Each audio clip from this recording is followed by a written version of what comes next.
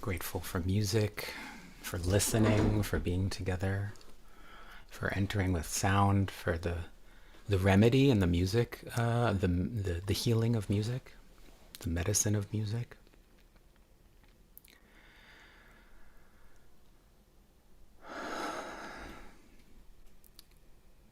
In wanting to be with a voice of compassion and with a gentle teacher, I remembered Tara Brach, a teacher whose name may be familiar to some of you, and I returned to a piece of her work that was really helpful, really useful, really nurturing for me. And so I wanted to share a bit about her rain practice and then connect it with a piece of Torah.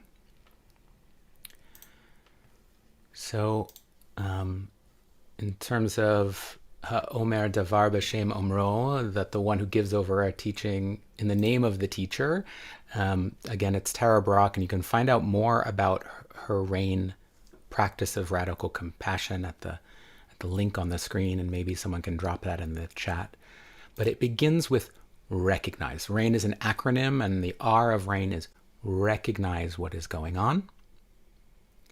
The A is to allow the experience to be there just as it is.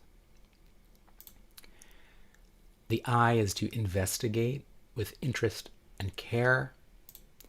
And the N is nurture with self-compassion. So again, she has an entire book about this acronym. Each one of these could be a full sit. This one word could be a week-long, a month-long, a year-long retreat.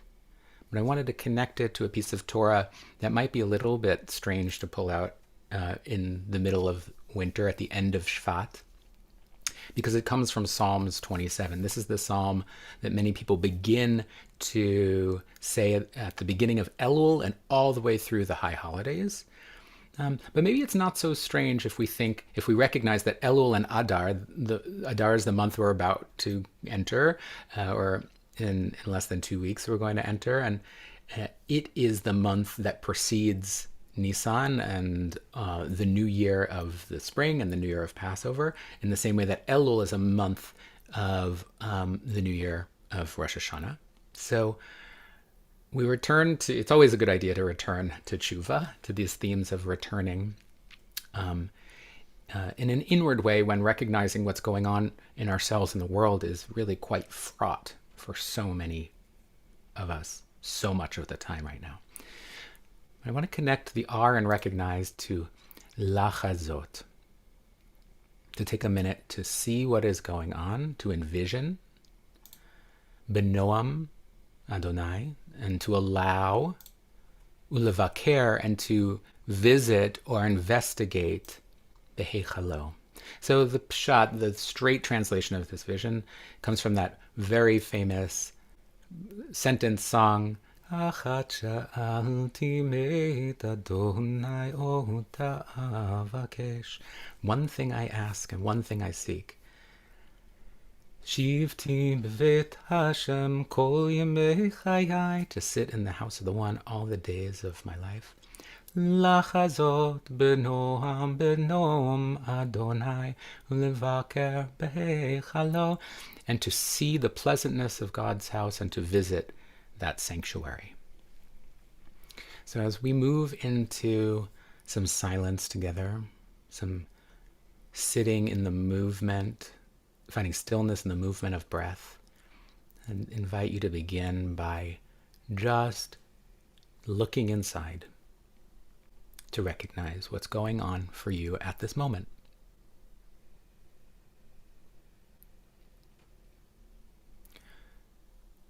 Could be feeling or sensation,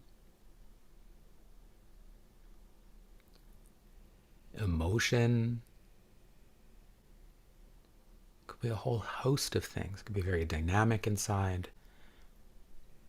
You could feel quite stuck. But take a moment. Bivsari echeze Elohai, in my flesh I will see. What do you see? What do you recognize? What is going on?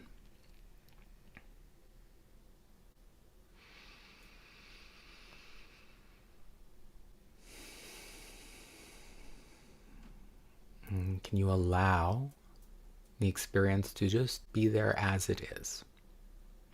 Sometimes as we bring awareness to the breath or interoception, a sense of what's going on in the body, there's an almost spontaneous arising to fix, to change, to adjust.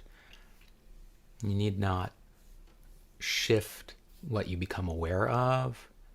Just allow the Noam Havaya.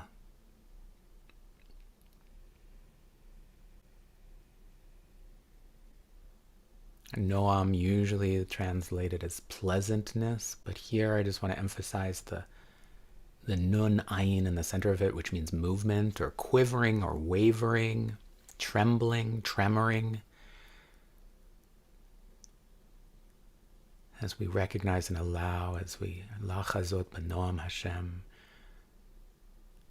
so much can pass from moment to moment. Temperature, pressure, thought, feeling.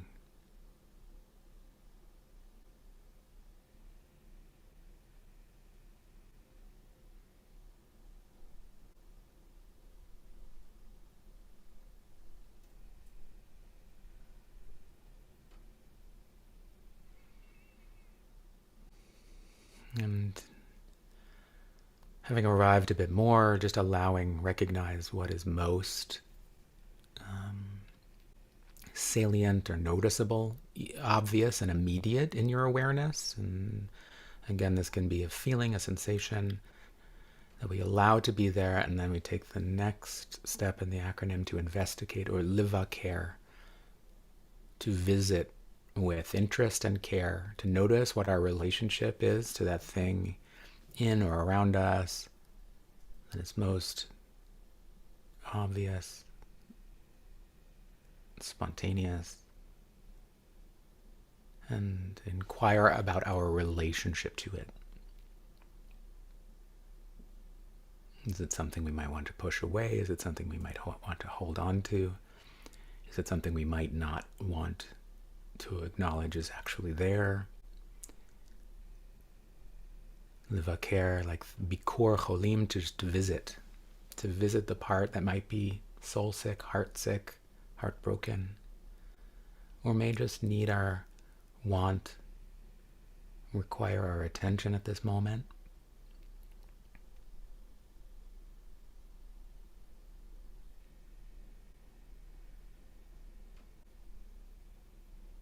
Recognizing, allowing, and investigating what is true for us in this moment, in each moment.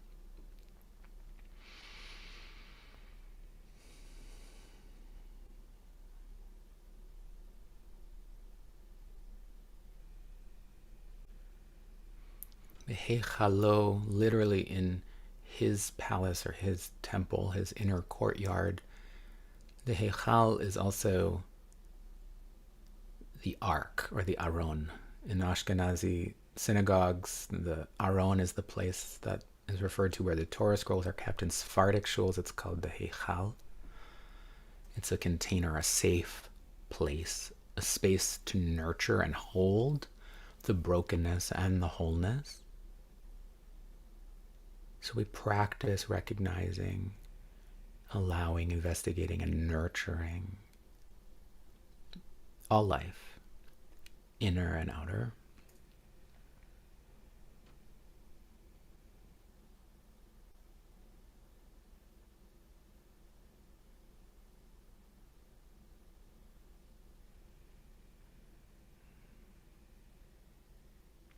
And as we share about 10 minutes of silence together, I invite you to continue to see, feel, sense, and know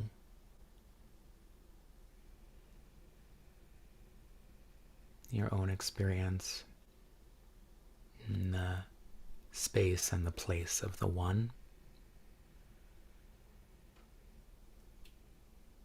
as it is and as it becomes.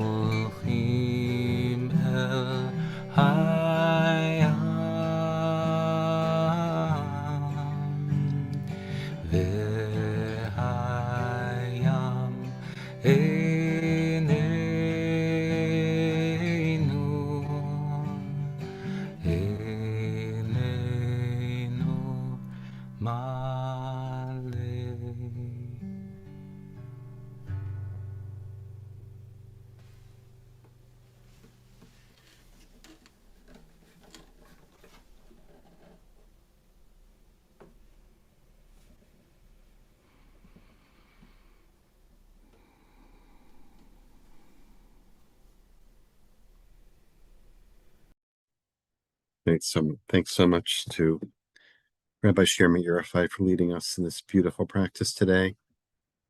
And let's seal it as we do each day by creating some space here for those who are mourning. If you've had a recent loss, if you are observing a yard site, anniversary of a death, or if it's your custom to join in the mourner's Kaddish, you're welcome to do so. You can put the name or names of those you're remembering and honoring and holding in your heart today in the chat now or after we recite Kaddish, and Harry will share the words on the screen. If you're joining me, please rise in body or in spirit, and you can unmute at this time. Buchdahl, Meira, Madira, Kyote, Beit Israel, Galav, Isman Karim, Ishbe, Baba, Gita Singh, Arvita Lavita Shmei, Elam Bekata Vishirata, Avadechamata, Shlama Rabba Shemaya, Bechayim Avinu, Velko Yisrael, Oseh Shalom B'Meira, V'yaseh Shalom, Velko Yisrael, Velko Yisrael Teva, Amen. Shalom B'Yako Yisrael, Shalom B'Yako Yisrael, Imru, Amen. Amen. Bimru, Amen. Shalom, Bimrama, Amen. Uya, Shalom, Aleni Bioko Israel, Yakoyish Vetebal, Imru, Amen. Amen. Amen. Friends, thanks so much for joining us today. And if you're leaving us now, I want to wish you a sweet and restorative Shabbat. We all need it. And we hope you'll join us next week. We'll be here all week, Monday through Friday. And of course, you're welcome to stay with us. You can continue to sit with us in the container that we've created together. You can just turn off the sound on your computer or device and give yourself additional time to practice with us in silence, or you can join us for a conversation with our teacher today, Rabbi Shir Meira Feit, about the practice. And as always, if you have a question you'd like to please put it in the chat and write question all in caps, and I'll try to work your question into the conversation. Shir, thanks so much.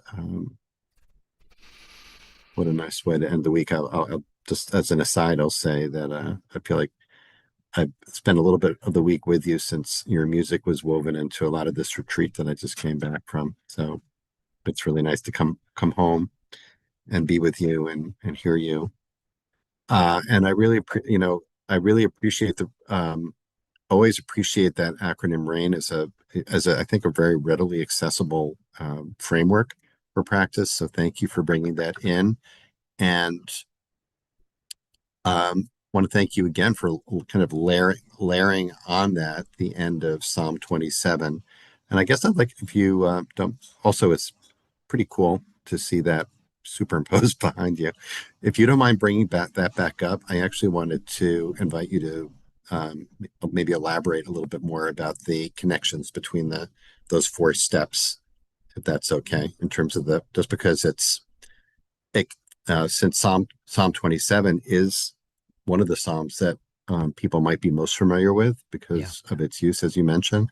It really gives us an opportunity to give new meaning and deeper meaning in the practice using that Psalm. So I really want to highlight that. So can you take us through it again, like how the connections that you're making there? Because I think that's really quite beautiful.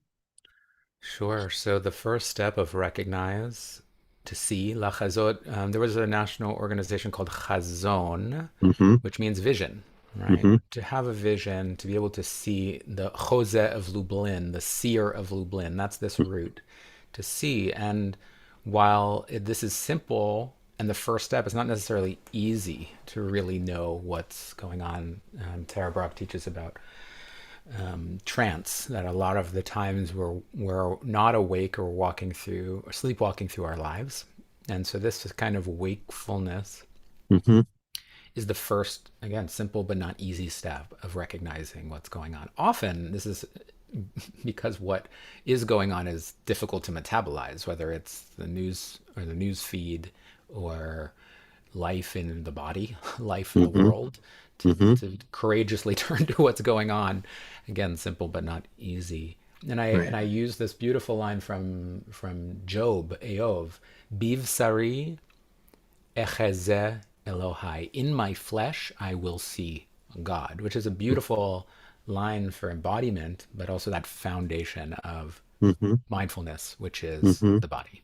Mm-hmm. Yeah.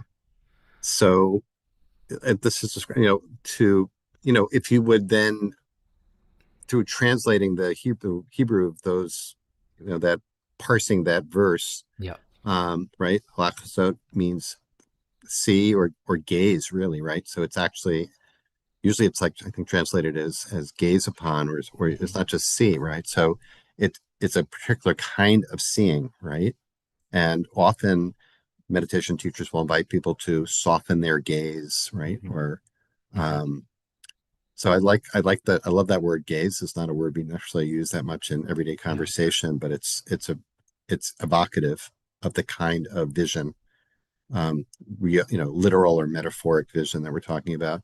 And then benoam havaya or yud he vav he, sort of the pleasantness, which is kind of the softening, right? So gaze, soften instead of pushing away, that allow part, right? Sometimes I've seen that translated, and the rubric is used a couple of different ways. I think maybe I learned that the originator was a teacher named Michelle McDonald, and this is Tara Brach's kind of her drosh on it, right? Allow, but I also like accept, this is what's happening, right? Don't push it away.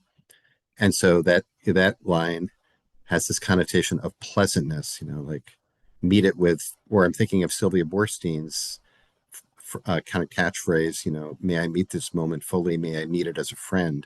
So there's a friendliness, right, in the gaze. And then ulavaker, which means to visit, also has this connotation. I was thinking, this week also we did this rain practice with our friend Nancy Flam this week. Uh-huh. And when we got to I actually, it just, what popped into my head was invite, because I was thinking of it in terms of the Rumi guest house poem, right? Mm. Of, someone's knocking at the door, and we answer the door. That's recognized. We don't shoo them away. That's the allow. And the Rumi's, suggestion for practice is invite them in, for however long they're going to stay. So I love that. That's the verb you've got there for investigate, ulabak here, to visit. And then what about the last one? I'll let you this. So now I'm just riffing off of what you're offering here. How I about would say, yeah, behechala? yeah, and I'll riff with you. I mean, I would say they Okay. go from guest to family member. Ah, Like at first, there's a real curiosity as though this is an other, this is unfamiliar, this is right, a separate part. And right. then the heichal, the intimacy, the innermost space Mm, becomes a place where, you know, take as much time as you need, stay as mm, long as you want. mm-hmm, You're at home here. right. I can't remember. I remember when Tara made this her own. The N was something different Was as not, well. it's not, originally was non-identification. That is what this is, a guest. This is not me. This is something that is transient, that's passing, like, this anger Not is self. here, Hmm. but I am not, you know, I may experience anger, but I'm not an angry person. It doesn't define who I am, right? And that is allows kind of a softness about it. And I think that's where she came up with the nurture with self-compassion, and um, which is to remind ourselves that, because we're becoming intimate with something that we might otherwise want to reject or push away.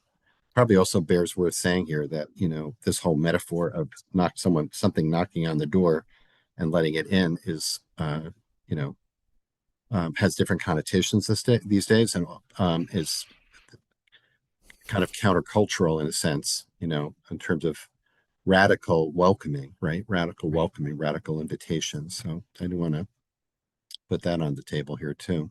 Yeah. Susan's asking the question here. Can you repeat what you said about Benoam? Um, back to Yeah. allowing, and trembling and quivering within it, please. Yeah. So the first time so Noam has its at the center, bin Noam, in Noam, this has the letters Nun and Ayin, and we encounter this actually as Cain becomes a wandering exile in the world. Mm-hmm. Nav and Nad, like wandering and trembling. It's a kind of, and this, the root also means to quiver the way trees do in the wind.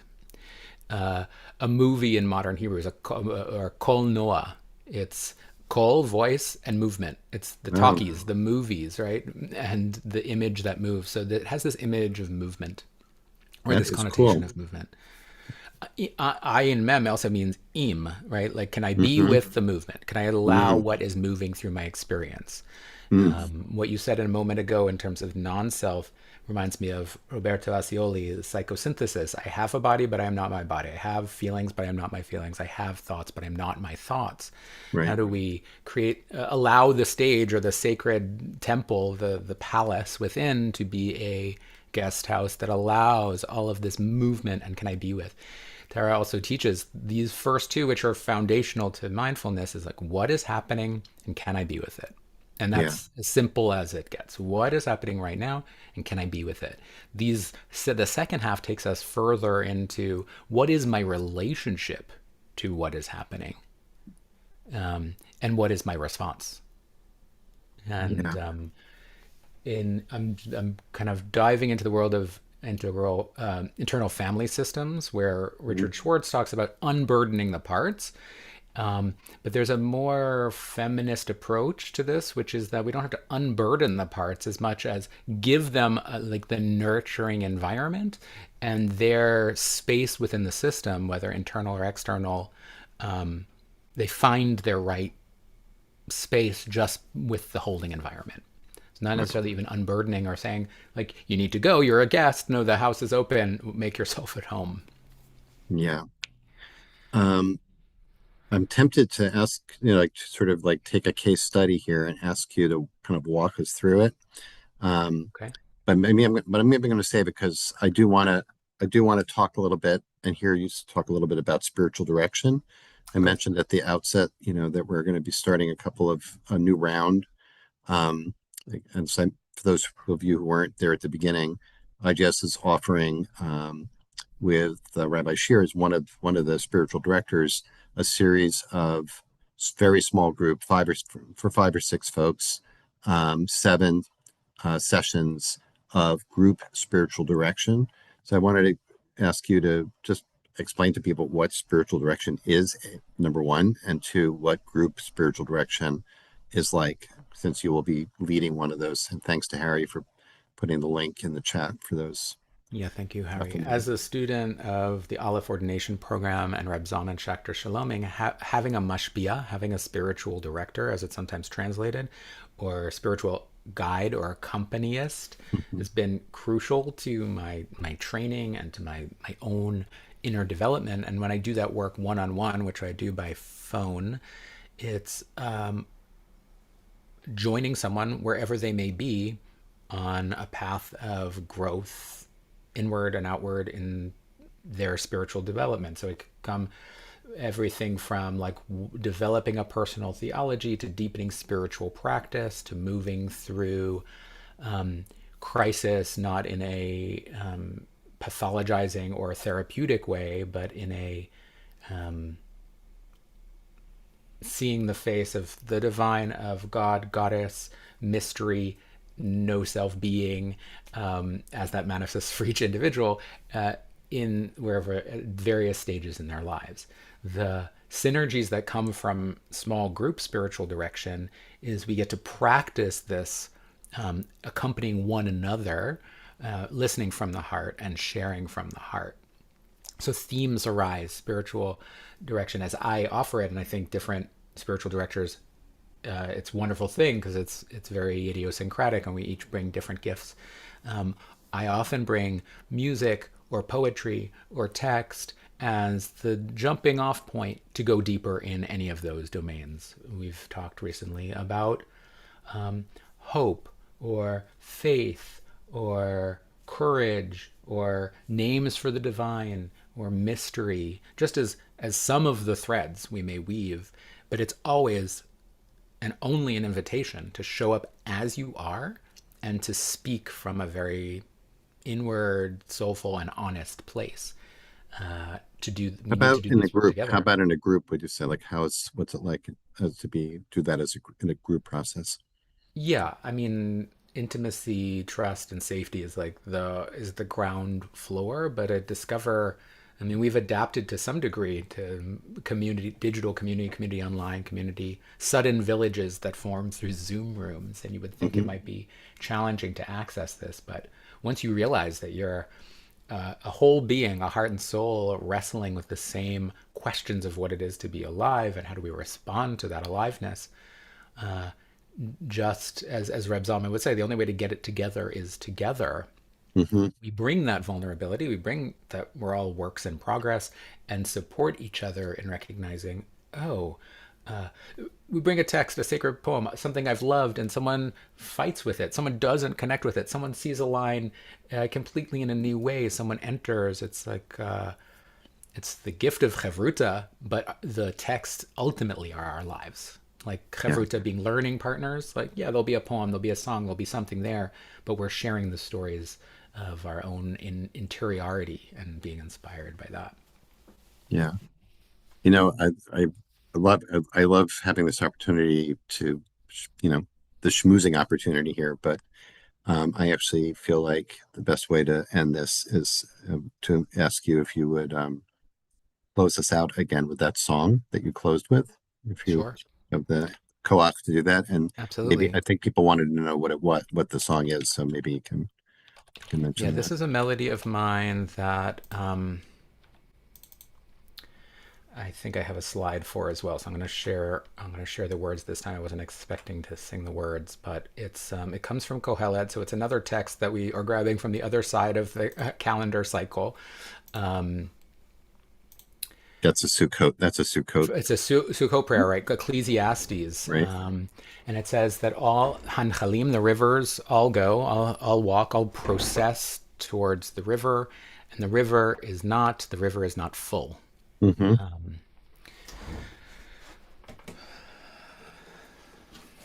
There's another teaching in here about savlanut and about hishtavut, patience, and also equanimity. But for now, I started with just a wordless melody because I think we all need to be able to go to that wordless embodied space and sit and rest in the ocean, and the vibration of the sound together. Hanchalim holchim sham hem shavim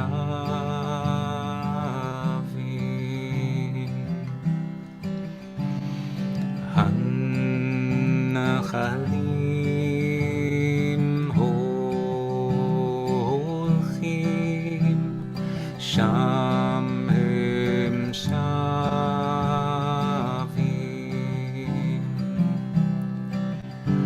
Kol Hanchalim holchim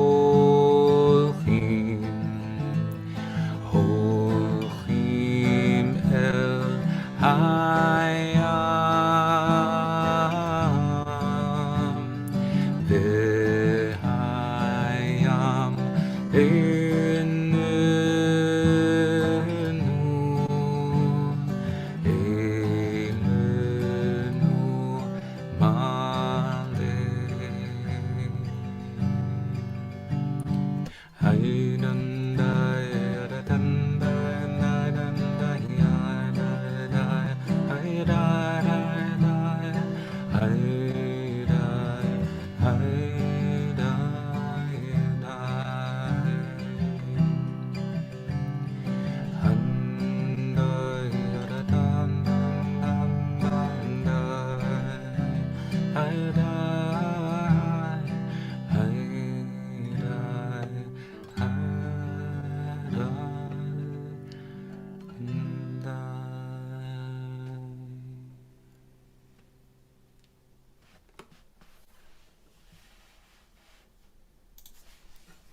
Here, thanks so much, Rabbi Shir Meira Feit. I'm grateful to you and offering the medicine, as you mentioned at the beginning, the medicine of music and the wisdom of your teaching today, and grounding us so beautifully for this Shabbat Yitro, which is the Torah portion. Includes the giving of the Aseret HaDibrot, the 10 Commandments. So we're all, talk about like calendrical jumping around here. We're all meeting up at Sinai this Shabbat. So we'll see you there. I'll be in section R 103, row 4. You've got good seats. I got good seats this year. So we'll see you all there. I hope you got equally good seats. Some of you might be on the lawn, but hope to see you there. Shabbat Shalom, everyone. Thanks to Harry. Thanks to each of you for being here. We'll see you on Monday, everyone. Shabbat Shalom. Shabbat Shalom.